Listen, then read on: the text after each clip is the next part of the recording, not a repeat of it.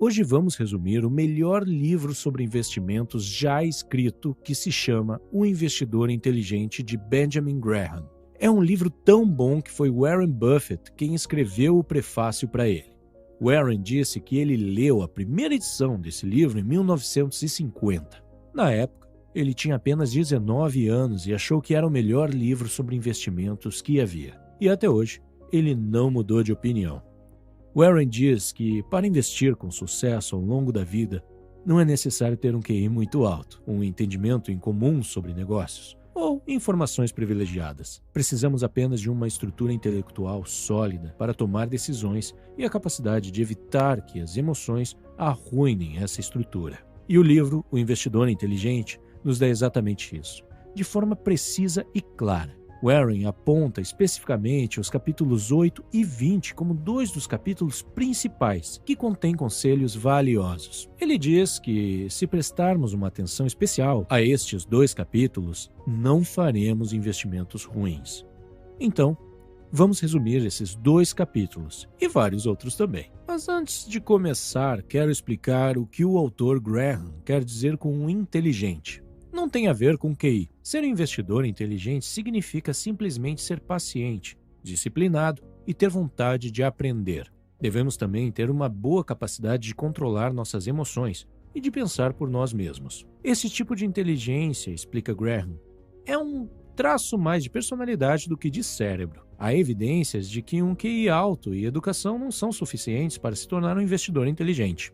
No livro, Graham fala sobre Isaac Newton, e conta que ele não era um investidor inteligente, apesar de sua grande inteligência e alto QI em outras áreas. Em 1998, o Long Term Capital Management, um fundo de hedge dirigido por um batalhão de matemáticos, especialistas em computadores e 2 economistas ganhadores de prêmios Nobel, perdeu mais de 2 bilhões de dólares em questão de semanas ao fazer uma aposta imensa.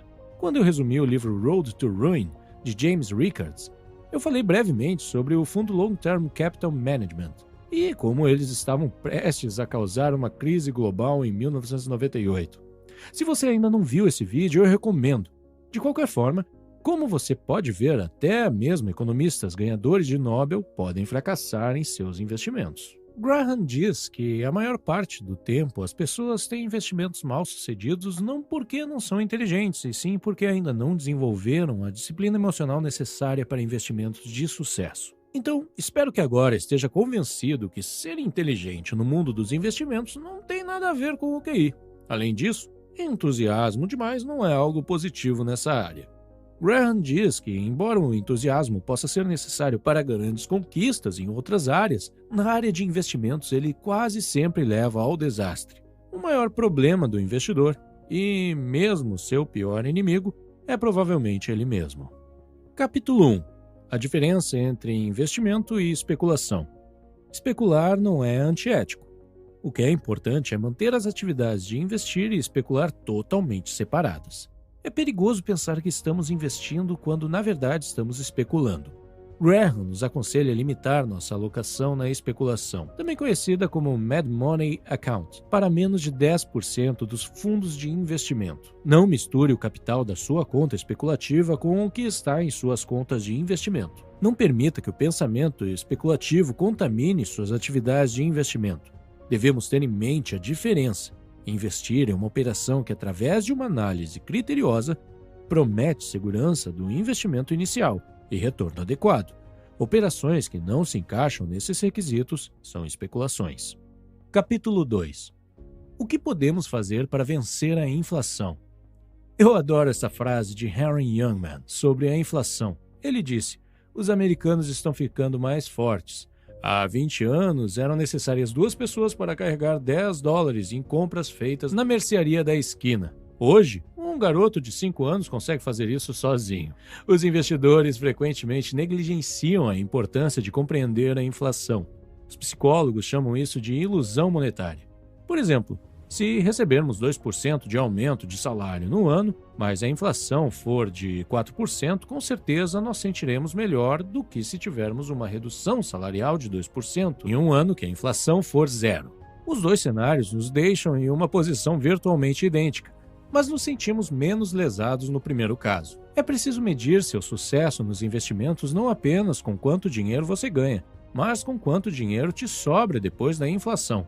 A inflação não vai desaparecer e deve sempre ser levada em conta na sua análise. Tradicionalmente, as ações superam a inflação melhor do que os títulos, levando muitos a acreditar que devem investir apenas em ações. Mas em investimentos nada é completamente garantido. Tudo flutua e é impossível prever completamente o futuro. Portanto, diversificação é sempre uma escolha melhor do que depender de um único tipo de ações ou títulos. O autor recomenda 2 ações para se proteger da inflação. A primeira são fundos de investimento imobiliário. Essas empresas possuem propriedades, recolhem aluguel e fazem um bom trabalho na hora de conter a inflação. A outra opção são os títulos do governo, que automaticamente escalam com a inflação. Acima de tudo, o investidor inteligente diversifica. Capítulo 3. Um século de história do mercado acionário. A lição mais importante que podemos aprender com 100 anos de história do mercado de ações é que o investidor inteligente nunca deve tentar prever o futuro do mercado de ações baseado no passado.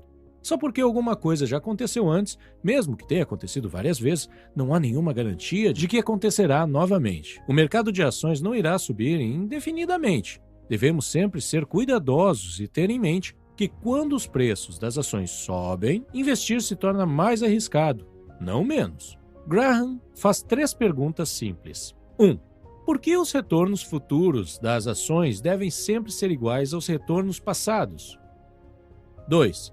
Se todos os investidores passarem a acreditar que as ações são uma forma garantida de ganhar dinheiro em longo prazo, o mercado não vai acabar extremamente supervalorizado? 3. E quando isso acontecer, como será possível que os retornos futuros sejam altos? Capítulo 4. Investidor ativo e investidor passivo. Graham divide os investidores em 2 categorias, passivo e ativo, ou defensor e empreendedor. Ser um investidor passivo ou ativo não tem nada a ver com o grau de risco que se assume. É uma crença comum que aqueles que não correm riscos devem obter baixo retorno e vice-versa. Graham diz que a taxa de retorno que um investidor deve esperar receber está relacionada à quantidade de tempo e esforço que ele está disposto a dedicar. Outro equívoco comum é que sua idade deve determinar o risco que você pode assumir. Hoje, se você falar com algum consultor de investimentos, ele provavelmente perguntará a sua idade e recomendará construir seu portfólio de acordo com ela. Por exemplo, se você tem 25 anos, será recomendado que você coloque 25% em títulos e 75% em ações, porque você é jovem e pode enfrentar a volatilidade do mercado de ações. Por outro lado, se você for mais velho, será aconselhado a colocar a maior parte dos seus investimentos em títulos, pois eles são menos voláteis e arriscados. Graham diz que essa abordagem é completamente errada e sua idade não deve determinar o risco que você deve correr. Para determinar quanto risco você pode assumir, responda as seguintes perguntas. Você é solteiro ou casado? Você tem ou pretende ter filhos? Você vai herdar dinheiro ou será responsável pelo apoio financeiro a pais idosos e doentes? Se você é autônomo, por quanto tempo negócios como os seus tendem a sobreviver? Que fatores podem atrapalhar sua carreira? Considerando seu salário e suas necessidades de gastos, quanto dinheiro você pode se dar o luxo de perder com seus investimentos? Para cada tipo de investidor, Graham oferece diretrizes claras sobre como criar um portfólio. Para isso, recomendo dar uma olhada no livro, pois cada um deles daria um vídeo por si só. Capítulo 8. Volatilidade do mercado de ações e o senhor mercado. Imagine que você e eu possuímos ações de uma empresa privada que custaram 1.000 euros. Além de você e de mim, há mais um sócio cujo nome é Senhor Mercado. Nosso sócio, Senhor Mercado, é um completamente louco e todos os dias vem nos dizer o que ele acha que as nossas ações valem e nos pergunta se queremos comprar novas ações ou vender as que já temos. Às vezes, sua avaliação parece justificada, mas na maioria das vezes parece boba. Se formos investidores inteligentes, devemos permitir que a comunicação diária desse homem louco determine nossa visão sobre o valor de nossa participação na empresa? Claro que não! Ficaremos felizes em vender ações quando ele oferecer um preço ridiculamente alto por elas, e felizes em comprar suas ações quando o preço estiver bem baixo. Mas, no resto do tempo, seria mais sensato formar nossos próprios pontos de vista, com base nos relatórios da empresa sobre suas operações e sua posição financeira. Como você já adivinhou, no exemplo acima, o louco é a flutuação do mercado. Graham diz que a maioria dos investidores fracassa porque presta muita atenção em como o mercado está no momento. Eles verificam o preço de suas ações várias vezes ao dia e se deixam influenciar facilmente. Vou explicar dessa forma. Se você comprar uma propriedade para investimento em uma nova empresa, você ligaria para o seu corretor 2 vezes por dia e perguntaria quanto vale a sua propriedade ou empresa no momento? É claro que não. Parece bobo, mas a maioria das pessoas faz exatamente isso com suas ações e deixa o louco influenciar suas decisões. Este capítulo é o capítulo favorito de Warren Buffett. Se você ouvi-lo, perceberá que ele sempre fala em possuir negócios sólidos e ficar com eles por períodos longos, apesar das oscilações do mercado. Para muitas pessoas, possuir ações é apenas possuir um pedaço de papel. Eles não entendem que é como possuir um negócio. Quando você compra ações de uma empresa, o que você possui na verdade é uma parte dessa empresa. Você se torna um dos proprietários e todos, inclusive o CEO da empresa, trabalham para você.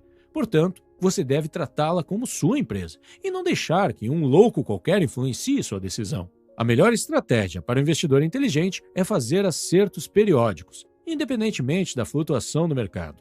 Isso é conhecido como média de custo do dólar.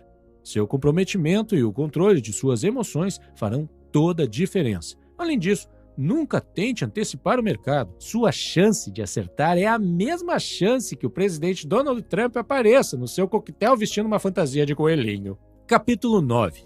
Investindo em fundos. Os fundos são populares porque são convenientes, diversificados e geridos profissionalmente.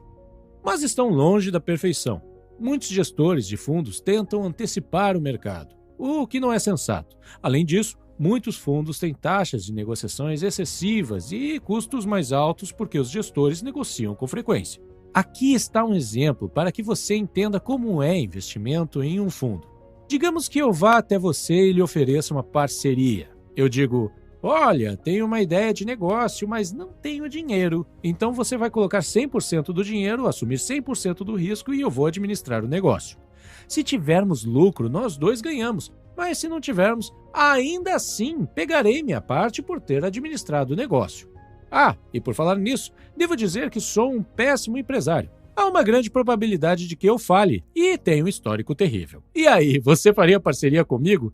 Tenho certeza que sua resposta seria: não, dá fora daqui! Em condições normais, você nunca aceitaria essa parceria, mas quando está investindo em fundos, está aceitando basicamente as mesmas condições.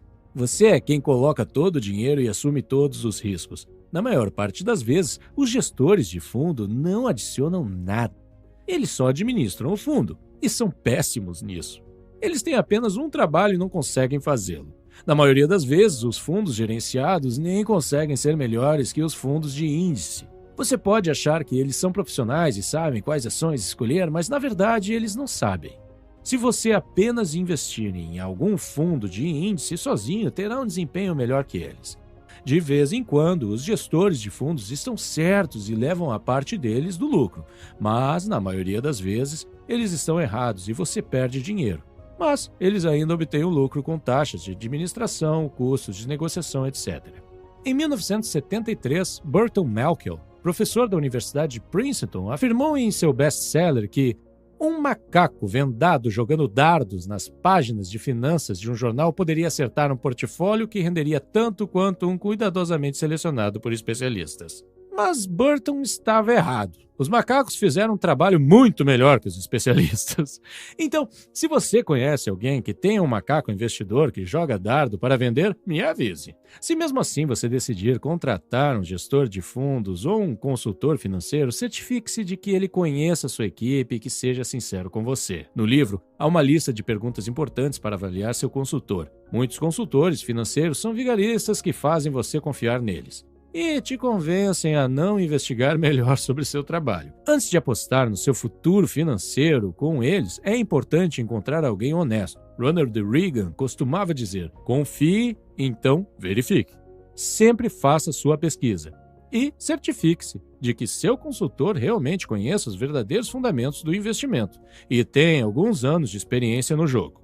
Para um investidor passivo, o autor recomenda possuir fundos de índice em vez de fundos gerenciados. Enquanto os fundos regulares adquirem ações específicas com base nas decisões do gestor, os fundos de índice detêm todas as ações de um determinado mercado. De forma simplificada, a ideia é que, em vez de tentar pegar apenas os melhores frutas da cesta, você possui uma cesta inteira ao investir em um fundo de índice. Por exemplo, o S&P 500 é um índice das 500 maiores empresas de capital aberto da América.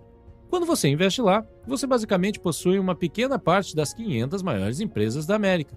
Os fundos de índice têm taxas extremamente baixas e funcionam bem se você ficar com eles por um longo período.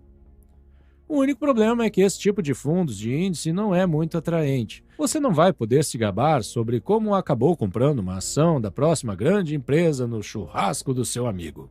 Capítulo 20. Margem de segurança. Este é o segundo capítulo que Warren Buffett recomenda. A margem de segurança é muitas vezes referida por Benjamin Graham como o segredo do investimento sensato. A margem de segurança do investimento é a diferença entre o valor real da empresa e o preço que pagamos. Por exemplo, se uma ação vale 100 euros e compramos por 75 euros, então temos 25% de margem de segurança. Se a ação chegar a atingir o valor total de 100 euros, então teremos um retorno de 33,3%. Quanto maior a margem de segurança, mais espaço temos para que as coisas não deem certo. Ao investir, a regra principal é não perder dinheiro, e a margem de segurança reduz a probabilidade de perder dinheiro. Acredito que seja por isso que Warren Buffett adora este capítulo. Buffett tem duas regras quando se trata de investir. Regra número 1, não perca dinheiro. Regra número 2, não se esqueça da regra número 1.